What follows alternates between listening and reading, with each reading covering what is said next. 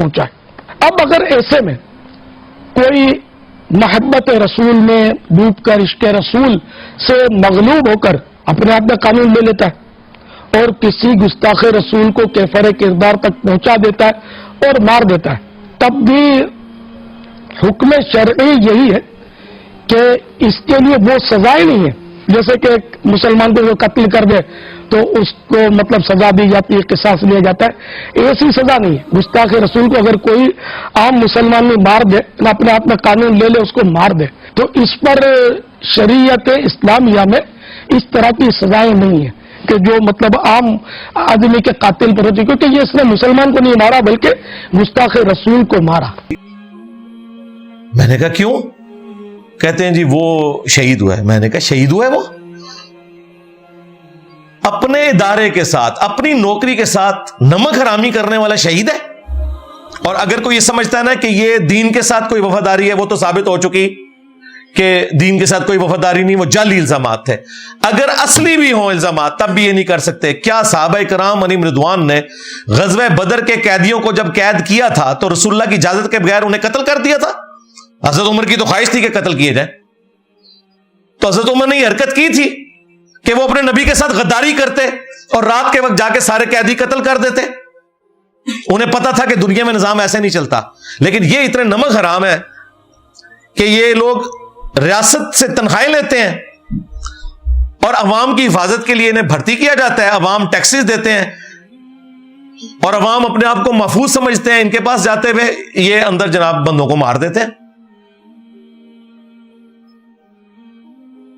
مشکل کر دیا ہے انہوں نے ایک عام بندے کے لیے انصاف کا حصول. Wake up to reality.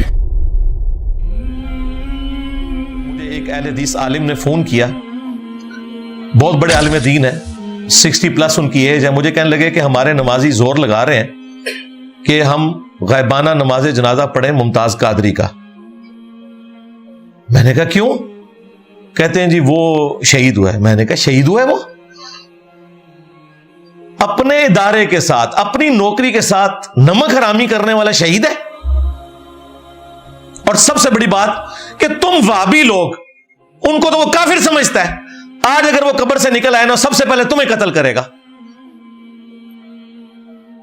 جو تمہیں کافر سمجھے اس کا غائبانہ نماز جنازہ تم پڑھ رہے ہو تو سمجھ لو اپنا ہی جنازہ پڑھ رہے ہو، کیونکہ وہ قبر سے نکل آیا تو تمہیں نہیں چھوڑے گا. اور اگر یقین نہیں آتا نا تو اس ممتاز قادری کا نام بیچ کے جس خادم رضوی نے یہ TLP کھڑی کی تھی نا، اس نے مسجد کے باہر ڈاکٹر اقبال کے مزار کے پاس کہا تھا، اذان کے لیے کہا تھا کہ وابیاں دی اذان دا کے احترام ہے تے سوراں دے سور نے کہا تھا نا. کہنا ہونا بڑے دا اخلاص منگو تو بڑے بڑے لوگ ہم گداواں نو خیر پا ہی دیں گے. چلو جی چلیے او بھابیاں دی اذان اے تے کڑا دے اے تے سور دے سور چلو چلیے.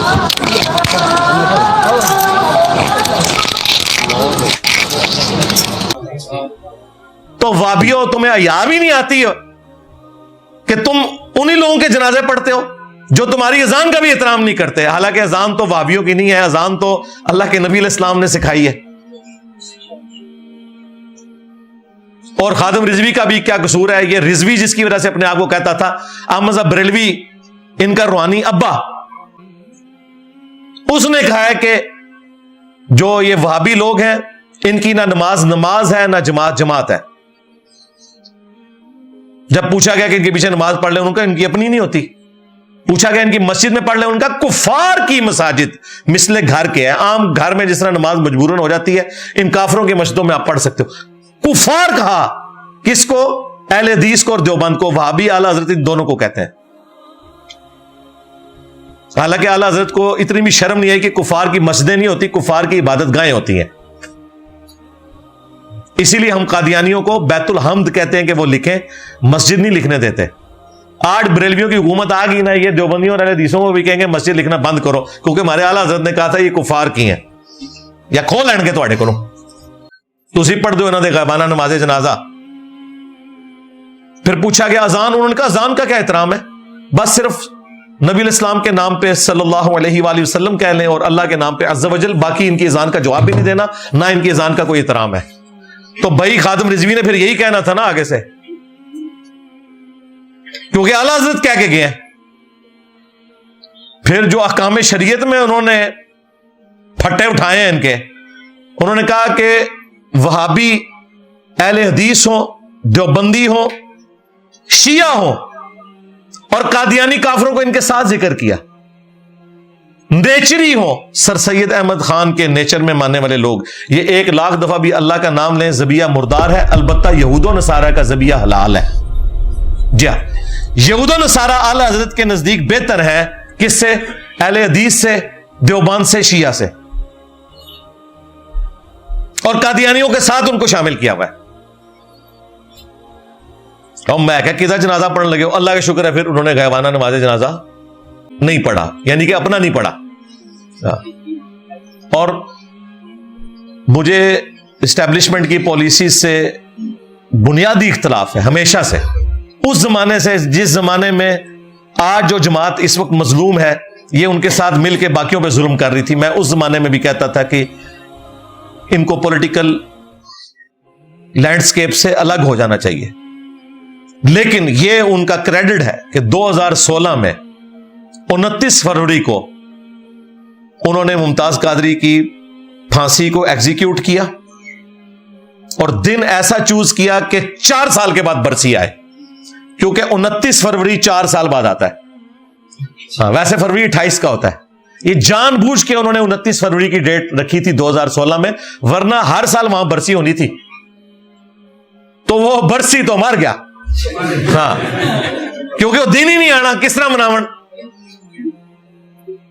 اگر اس وقت یہ دلیری نہ دکھاتے، اس وقت کے پرائم منسٹر، یہ پنجاب کا وزیر اعلیٰ، یہ اپنے مرضی کے مولوی اور پیر بلا کر، جو ایک چائے کی پیالی پر بکنے والے تھے، ان کو بلا کر اس نے کہا کہ اگر ممتاز قادری کو ہم نے پھانسی دے دی تو کیا قوم اس کو شہید تو نہیں کہے گی؟ یہ اس نے ان سے پوچھا، کہا کہ ان کو قوم شہید تو نہیں کہے گی اس شخص کو اگر ہم نے اس کو پھٹے چڑھا دیا؟ تو انہوں نے کہا کہ نہیں، یہ 4-5 مولوی ہیں صرف جو نام لیتے ہیں، ممتاز قادری کے ساتھ تو کوئی بھی نہیں کھڑا ہوا، قوم بھی ممتاز قادری کے ساتھ نہیں ہے. یہ 4-5 مولوی ہیں جو سستی شہرت کے لیے ممتاز قادری کا نام لیتے ہیں، اور تو قوم ہی کوئی نہیں کھڑی ان کے پاس. اس کو کون شہید کہے گا؟ اس کا تو جنازہ پڑھنے کے لیے کوئی نہیں آئے گا. اب تم سارے یہود و نصارہ کے ایجنٹ، سارے دین کے دشمن سر جوڑ کے بیٹھو. آرمی چیف یا چیف جسٹس، تو یہ جو آپ کو آج واقعات نظر آ رہے ہیں نا، ان کی تعداد سینکڑوں میں ہو جاتی ہے ڈیلی بیس کے اوپر. ظاہر ہے 25 کروڑ آبادی کا ایٹم بم ہے، اس میں یہ واقعات بہت تھوڑے ہیں اس حوالے سے دیکھا جائے تو. لیکن اس حوالے سے قانون سازی بھی کوئی ہونی چاہیے بھائی. آج کل آپ کو پتا ہے ہماری اسٹیبلشمنٹ اور پولیٹیکل گورنمنٹ مل کے نا آئین میں 20ویں ترمیم کرنے جا رہے ہیں. تو میں ریکویسٹ کروں گا کہ اس امت کے اوپر رحم کھائیں. اس 20ویں ترمیم میں 295C کے ساتھ ایک شک ایڈ کر دیں کہ اگر کوئی شخص توہین سے توبہ کر لے تو اس کی توبہ ایکسیپٹیبل ہے. ورنہ یہ 295C جب اس طریقے سے رہے گی بغیر اس کی تفصیلات کے تو اس کو لوگ مس یوز کرتے رہیں گے. کوئی حرج نہیں ہے اور کسی سے پوچھنے کی ضرورت نہیں، چپ کر کے ڈالیں بیچ میں. کوئی شک میں تبدیل کرنے کا نہیں کہہ رہا، وہ اپنی جگہ رہے، لیکن ساتھ ایڈ کر دیں کہ اگر کوئی شخص توبہ کر لے گا تو اس کی توبہ ایکسیپٹیبل ہے. اور اس کے لیے میں نے 4 سٹیپ بتائے تھے کہ اگر کسی پہ توہین مذہب کا الزام لگے، پہلے نمبر پہ آپ شواہد اکٹھے کریں. ہو سکتا ہے AI سے بنی ہوئی کوئی ویڈیو نہ ہو یا گواہ جھوٹے ہوں، اور جب بالکل یقین ہو جائے کہ یہ ایسا ہی ہے، توہین مذہب ہوئی ہے، تو دوسرے سٹیپ میں ایک میڈیکل بورڈ ہو، یہ ڈیسائیڈ کرے کہ جس شخص نے توہین کیا اس کا ذہنی توازن بھی ٹھیک ہے کہ نہیں، یہ مجذوب تو نہیں ہے، کلندر تو نہیں ہے، ہاں ہوش و واس میں ہے نا. اچھا اینا دے کام پاون چشتی رسول اللہ تے کہندے نے وہ حال میں تھے. ہائے ہائے تواڈے حال ہی چوندے نے، دوسرے نو بے حال کیتے ہیں تسی. تو چیک کریں وہ مجذوب تو نہیں، کہیں کلندر تو نہیں ہے. आधा कलंदर है या पूरा? और अगर साबित हो जाए कि पागल नहीं है, बेसिकली तो पागल को ये इन्होंने नाम रखे हुए ना, पागल नहीं है, फिर तीसरे स्टेप में उलमा के पैनल के सामने उस बंदे को पेश किया जाएगा, तेरा दिमाग भी ठीक है, ये तू जो भौंक रहा है तुझे पता है ये कितना बड़ा जुर्म है, तौबा कर, अदरवाइज चौथे स्टेप में तेरे ऊपर जुडिशरी में मुकदमा चला के सजा नाफिज हो जाएगी। तो मेरा ख्याल है कोई ज्यादा ज्यादा भी ढीठ हुआ ना, तीसरे स्टेप में तौबा कर ही लेगा, चौथे स्टेप तक जाने ही किसी ने नहीं। लेकिन ये तो पहला स्टेप भी नहीं तय होता, ये 4 स्टेप भी 295C के अंडर, चाहे आप जमीमे के तौर पर, अनेक्शर के तौर पर लगाएं, ये होना चाहिए। अदरवाइज ये जो 20वीं तरमीम कर रहे हैं, इसका आपको कोई फायदा होगा या आपके गुमान में पाकिस्तान को कोई फायदा होगा, लेकिन अगर पाकिस्तान को कोई फायदा मिलना है तो यह है कि 20वीं आईनी तरमीम के अंदर मैं रिक्वेस्ट करूंगा प्राइम मिनिस्टर से भी और आर्मी चीफ से भी, अपनी स्टैब्लिशमेंट से, कि खुदा के लिए ये हमारे हाथ देखें, 295C के साथ ये तौबा वाली शिक ऐड करें। कुरान में तो अल्लाह ताला ने इस कायनात के 3 बड़े गुनाह गिनवाए हैं, सूरतुल फुरकान सूरत नंबर 25 आयत नंबर 68 से 70। नंबर 1 शिर्क, जो कायनात का सबसे बड़ा गुनाह है। नंबर 2 कत्ल ना हक, जो इस कायनात में हुकूकुल इबाद में सबसे बड़ा गुनाह है। और नंबर 3 बदकारी। इन 3 गुनाहों के बाद अल्लाह ताला ने फरमाया जो इनसे भी तौबा कर ले हम उसके ना सिर्फ गुनाहों को मुआफ कर देंगे बल्कि नेकियों से बदल देंगे। अल्लाहु अकबर कबीरा वल्हम्दुलिल्लाहि कसीरा व सुब्हानल्लाहि बुकरतुम व असीला। मुझे बताएं, शिर्क बड़ा गुनाह है या तौहीन रिसालत करना बड़ा गुनाह है? तो उसकी तौबा तो आई भी है, और यहां तौहीन रिसालत जानबूझ के कोई नहीं करता है, इन्होंने धक्के से बनाई होती है। अगर सपोज कोई कर भी बैठे तो तौबा कबूल है। जामिया तिर्मिज़ी में हदीस है, मौत के गरगरे से पहले पहले तौबा कबूल है। तो मैं ये समझता हूं कि बड़ा अच्छा मौका है, ये कई सालों के बाद कोई तरमीम होती है, उसमें अगर ये चीज ऐड कर दें तो कम से कम पाकिस्तान जो जहन्नम बना दिया है इस मजहबी तबके ने, तौहीन मजहब का इल्जाम लगा के लोगों को कत्ल करते हैं, इनकी इस तकलीफ से तो इस उम्मत की जान छूटेगी। हमने तो फैसला किया हुआ है कि चुन चुन के कोई बाबा इनका नहीं छोड़ना।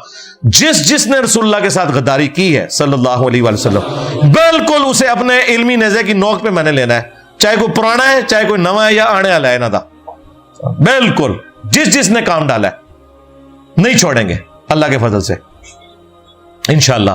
तो मुझे बड़ी खुशी हुई, मुफ्ती तारिक मसूद साहब ने चिश्ती रसूलुल्लाह वाला वाकया डिस्कस किया, वो टॉपिक्स जिसके ऊपर ये हमें टॉन्ट किया करते थे, आज वही टॉपिक इनके काम आ रहे हैं, देख लें। और मुझे ये बहुत पहले पता था, मैं 2009 में जब दावत और तबलीग का काम मैंने स्टार्ट किया तो मुझे अंदाजा हो गया कि ये मेरे ऊपर तो इन्हें मजहब का इल्जाम लगाएंगे। मैंने उसी जमाने में अंधाधुन पैरवी का अंजाम लिखा। देखें, मैं उस वक्त से मुसलसल, फिर 2012 में इंडिया और पाकिस्तान के बुजुर्गों के 19 गुस्ताखाना इबारात का तहकीकी जायजा मसला 71B, मुसलसल मैंने देखा ये इस जख्म को कभी ठीक नहीं होने दिया। चिश्ती रसूलुल्लाह को खुरचता रहा हूं, जैसे ही ठीक होने लगता है फिर खुरच देता हूं।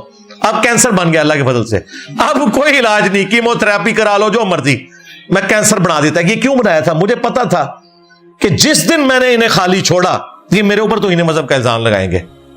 और आज क्या हालत है, दुनिया को ये सर्टिफिकेट देते हैं इश्क रसूल का और अपने इश्क रसूल का सर्टिफिकेट मुझसे मांगते हैं, जी इंजीनियर साहब साढ़े बुजुर्गों को गुस्ताख ना क्या करो। तो देखा है वो कागजी शेर साद रिजवी, वो कोई बात ना करे फिर वो छिड़ जाएगा।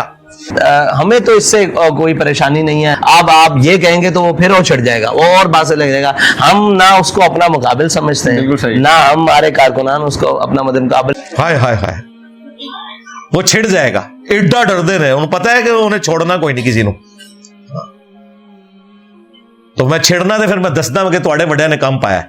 हाँ, तो मुफ्ती साहब से मैं रिक्वेस्ट करूंगा कि चिश्ती रसूलुल्लाह के ऊपर अभी भी दिलेरी से नहीं बोले, सिर्फ हवाला दिखाया और उसके बाद वो कितना डर रहा, कहते हैं मैं इसके सही या गलत होने पे बात नहीं कर रहा। ओ छड़ होए, कितना डर नहीं हो ना को हुए, छड़ दे बुजदिली, जड़ा मर के सामने आ, क्या एक कुफर है? تو کہتا ہے بریلیوں کہتا ہے کہ آپ تو اس کی تعویل کرتے ہیں نا کہ یہاں رسول سے مراد وہ پیغمبر والا رسول نہیں لے رہے تھے، تو میری بات کی بھی تعویل قبول کرے۔ او اللہ سے ڈر جا یار، تو اپنی زندگی کی بھیک مانگنے کی خاطر ان کفریات کا دفاع کر رہا ہے۔ جو شخص اپنے آپ کو رسول کہے گا اس کی بھی تعویل ہوگی۔ کوئی شخص کسی بت کے سامنے جھکے گا تو آپ کہیں گے ہم دیکھیں گے اس کی نیت کیا ہے۔ یہی تو شرک ہے بھائی۔ ظاہر کے اوپر فتویٰ لگے گا، جب اتنی اوریاں قسم کی کوئی حرکت کرے گا کہ وہ اپنے آپ کو رسول کہے گا، اپنے نام کا کلمہ پڑھائے گا، پھر یہ تعویل نہیں ہوگی۔ وہ کہتے ہیں نہیں بعد میں اس نے کہہ دیا نا کلمہ وہی تھا، تو پہلے کیا کیتا سر؟ ہمیں تو یہ کہتے ہیں تم جھوٹی موٹی قادیانی لکھ کے چلے جاؤ جرمنی تو کافر ہو جاؤ گے، تمہارے ابے سچی مچی بھی کلمہ پڑھائیں تو وہ مسلمان ہی رہیں گے۔ کہتے ہیں وہ خاص حال کی کیفیت میں ہوتے ہیں۔ حال کی کیفیت پتہ یہ بڑی بتا رہے ہوتے ہیں کہ معرفت تو خادم رضوی صاحب والی بات کروں گا، انہوں ہلکا نہ جاڑو جڑا پونکتا جائے نبی ہوتے پونکتا جائے تو آڑے بابے حال بھی جا کے پونک دیں رسول اللہ کے اوپر۔ با خدا دیوانہ باش با محمد ہوشیار، دیوانگی اللہ کے لیے چلے گی، یہ بھی صوفیاء کے ہاں، ہمارے نزدیک وہ بھی کفر ہے۔ لیکن صوفیاء بھی اتنا ڈرتے ہیں اس مسئلے میں، وہ کہتے ہیں کہ کوئی شخص ان الحق کہے اس کی تعویل ہو جائے گی قبول، لیکن اگر کوئی کہے گا کہ انا محمد تو ہم اس کی تعویل بھی قبول نہیں کریں گے، اسے کافر سمجھیں گے۔ لیکن یہ دیکھ لیں اب خدا جس نے کی جستجو مل گیا اس کا تو سب کا تو